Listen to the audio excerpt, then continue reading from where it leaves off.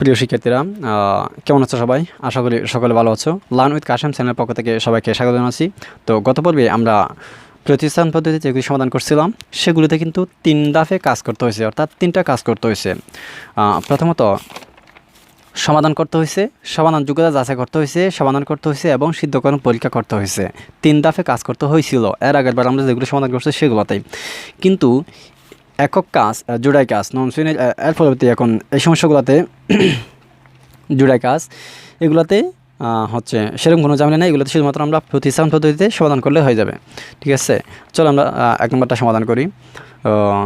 সমাধান এগুলো কিন্তু নন শ্রেণীর আচ্ছা আমি দেখাইতেছি।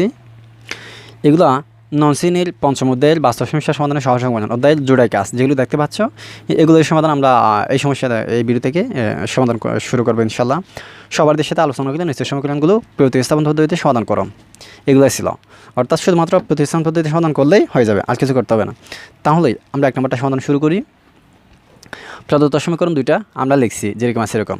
1 নম্বর সমীকরণ হতে পাই 1 নম্বর সমীকরণ লিখছি, লেখার পরেই আমরা ফুল এক্সট্রা রাখছি। 3y মাইনাস ছিল, সেটা ওই পাশে গেলে প্লাস হয়ে যাবে। এক্সট্রা রাখলে এক্সের সাথে ওয়াই যেহেতু গুণাকার আছে সেটা ওই পাশে গেলে বাক হয়ে যাবে, অর্থাৎ নিচে চলে আসবে। তাহলে এক সমান আমরা 1 নম্বর সমীকরণ থেকে এক্সের মান এভাবে পেয়েছি আমরা, অর্থাৎ ওয়াইয়ের মাধ্যমে আমরা এক্সের মানটা প্রকাশ করছি 1 নম্বর সমীকরণ থেকে। তাহলে এটাকে আমরা আবার দিব হচ্ছে 3 নম্বর সমীকরণ। 3 নম্বর সমীকরণ এখন এক্সের এই মানটা, এটা যেহেতু আমরা 1 নম্বর সমীকরণ থেকে বের করছি, সেই মানটা আমরা 2 নম্বর সমীকরণ বসাইবো। তাহলে এক্সের মান 2 নম্বর সমীকরণে বসিয়ে পাই 2 নম্বর সমীকরণটা ছিল 6x এক্সের পরিবর্তে এক্সের মানটা বসাইছি আমরা প্লাস 5y সমান 62। তো এখন বা 2টা ভগ্নাংশ, এখন 6-এর সাথে এটা গুণ বোঝাইতেছে, আগে আমরা সেটা গুণ করি। কীভাবে গুণ করব? 6 এটা কিন্তু একটাই সংখ্যা, কিন্তু এটাও একটা ভগ্নাংশ। যারা জানো না তারা আজকে থেকে জেনে রাখো যে এটাও একটা ভগ্নাংশ, সেক্ষেত্রে নিচে মনে 1 আছে, আমরা সেটা হিসাব করি। তাহলে 2টা ভগ্নাংশ পাশাপাশি গুণ করলে কী হয়? হরের সাথে হর গুণ, স্যারেকে স্যার, লবের সাথে লব গুণ। 6-এর সাথে এই উভয় পদ গুণ করলে আলাদা করে উভয়টাকে গুণ দিতে হবে। গুণ দিলে 6-এর সাথে 96 গুণ করলে হবে, 6-এর সাথে 16 গুণ করলে হয় 96, প্লাস 6-এর সাথে 3y গুণ করলে হয় 18y, প্লাস এগুলো যেরকম আছে এরকম বসে গেছে। এরপরে বা এখন এক্ষেত্রে এটা ভগ্নাংশ, এটা একটা সংখ্যা, বা এটাও কিন্তু একটা ভগ্নাংশ। এটা তো ভগ্নাংশ আছেই, এটা একটা সংখ্যা, বা কিন্তু এটাও একটা ভগ্নাংশ। কীভাবে?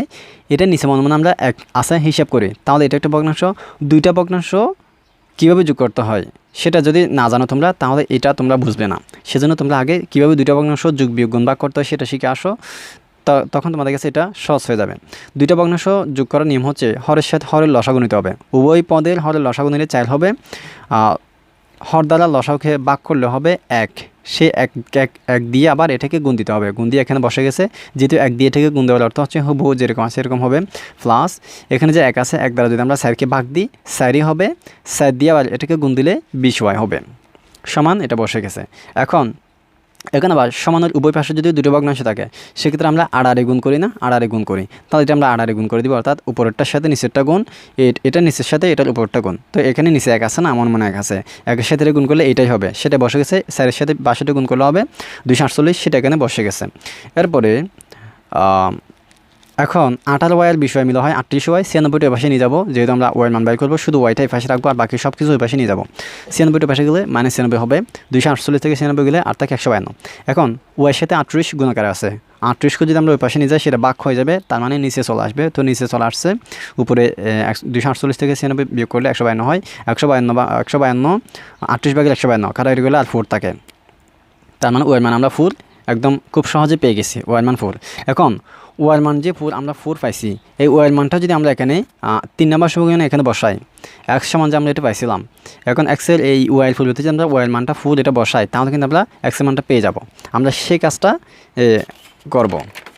তো ওয়াইয়ের মান 3 নম্বর সমীকরণে বসিয়ে পাই, ওইটা ছিল 3 নম্বর সমীকরণ। ওয়াইয়ের মান 3 নম্বর সমীকরণে বসিয়ে পাই x সমান 16 প্লাস 3, এখানে ওয়াই ছিল, তো ওয়াইয়ের জায়গায় ওয়াইয়ের মান আমরা 4 পাইছিলাম, 4টা বসাইছি, 3y/4 সমান 3 4 12, 16 সাথে 12 যোগ করলে হয় 28, 4 আছে কাটাকাটি করলে 7 থাকে, তার মানে x এর মান 7 আমরা পেয়ে গেছি।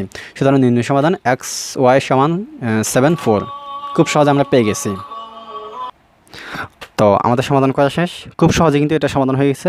তো তোমাদেরকে বলো রাখি, আসলে 4 4টা উপায়ে যে এই সমীকরণগুলো সমাধান করা যায়।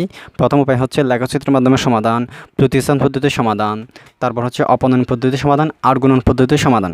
4টা পদ্ধতির মধ্যে আমার ব্যক্তিগতভাবে সবচেয়ে সহজ লাগা হচ্ছে এই প্রতিস্থান পদ্ধতি।